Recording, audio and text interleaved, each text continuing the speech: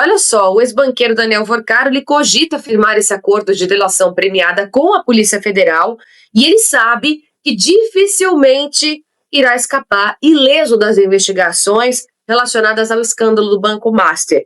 Se ele, por acaso, foi um laranja escolhido para levar toda essa culpa de todas as pessoas que estão envolvidas, isso a gente não sabe. Existe uma conspiração sobre isso, alguns comentários que a gente vem acompanhando, né, de pessoas que acreditam nisso também, mas são estratégias que possam reduzir o tempo dele na prisão, né? Enfim, a gente tem visto essas notícias cada vez mais, ainda que tem muita coisa ainda a ser revelada. Diante dessa possibilidade, Tiago, da delação em relação a Vorcaro, você acha que isso pode ajudar o ministro Alexandre de Moraes, talvez, né, tomar essa decisão ou ter esse receio, de alguma forma, não só dele, mas a esposa dele também está envolvida, os colegas dele do STF também estão envolvidos, né? Exatamente. Para se resolver alguma coisa hoje no judiciário, Laísa Isidório e nossa querida audiência, você precisa ter pelo menos aí um limite de 129 milhões no cartão de crédito, cheque ou patrimônio para você conseguir um suporte no Supremo Tribunal Federal.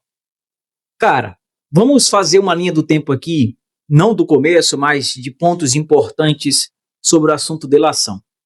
O advogado que defendia veementemente uma não delação do Vorcaro no começo do processo, ele saiu da defesa do Vorcaro quando o assunto delação premiada começou a ser cogitado.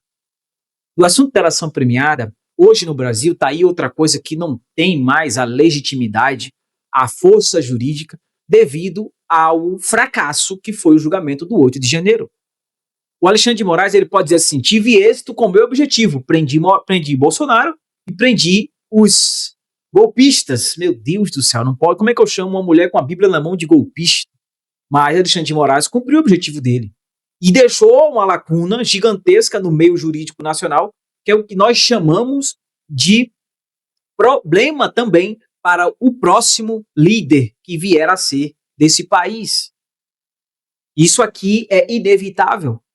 Então, vamos acreditar numa delação do Vorcaro que vai acontecer de verdade, que os peixes grandes serão apresentados, porque qual seria outros peixes grandes além do Moraes, além do Toffoli, além do Guido Mantega, além do Lewandowski? Quem seriam os outros peixes grandes? Seriam líderes de partido? Porque existe muito medo do Centrão ou uma ala do Centrão, os isentões, para que esse processo avance. A esquerda como um todo não vota na CPMI do Banco Master, que é outra coisa que o Alcolumbre não quer pautar, mesmo tendo recorde de assinaturas da Câmara e do Senado. Então ele não quer votar, o Alcolumbre não vai votar esse assunto. Seria esse outro peixe grande, Davi Alcolumbre, simplesmente pelo fato de ele, lá na Amprev, lá no Amapá, no estado dele, ter indicado o Jocildo, e o Jocildo ter aplicado 440 milhões no Banco Master, mesmo com recomendações de não aplicabilidade devido à insuficiência técnica de informações para poder fazer um aporte desse tamanho. Mas não, o indicado do Davi Alcolumbre foi lá e aplicou. O Alcolumbre não quer que seja investigado. Seria outro peixe grande, o governador do Pará, Helder Barbalho, que fez uma aplicação de 96 milhões, mais de 90 milhões de reais aplicado no Banco Master, um banco que foi liquidado, pegado da Previdência, e agora, como que esse recurso volta? Quem seriam esses peixes grandes? Seriam os governadores da Bahia, os senadores da Bahia, que ali começa, através do Credit Sexta, o assunto Banco Master, corrupção Banco Master. Quem seriam esses peixes grandes? A verdade é que a minha preocupação não é nem quem seriam os peixes grandes, porque já tem peixe grande suficiente para derrubar a República. Tem conversa do Vorcaro com Lula, tem conversa do Vorcaro com Moraes, tem conversa do Vorcaro com Toffoli, fora de agenda. Ninguém consegue desmentir. A Rede Globo caindo em cima. Olha quem está batendo em cima. A Rede Globo. A Rede Globo que sempre defendeu e construiu esse monstro, agora bate em cima. Praticamente a Rede Globo tocou fogo no Supremo Tribunal Federal. Um brasileiro comum que tem capacidade de ver que a Rede Globo defende demais o governo, defende demais o Estado porque ela é beneficiada, hoje ela está vendo que essa mesma Rede Globo está tocando fogo no Supremo Tribunal Federal.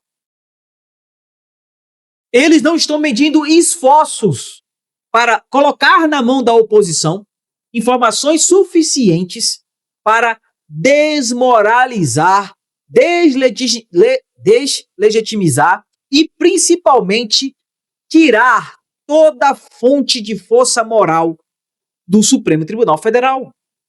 A Globo está fazendo isso. Então, dá para acreditar numa delação que tenha mais gente grande do que essas? Eu acredito que sim.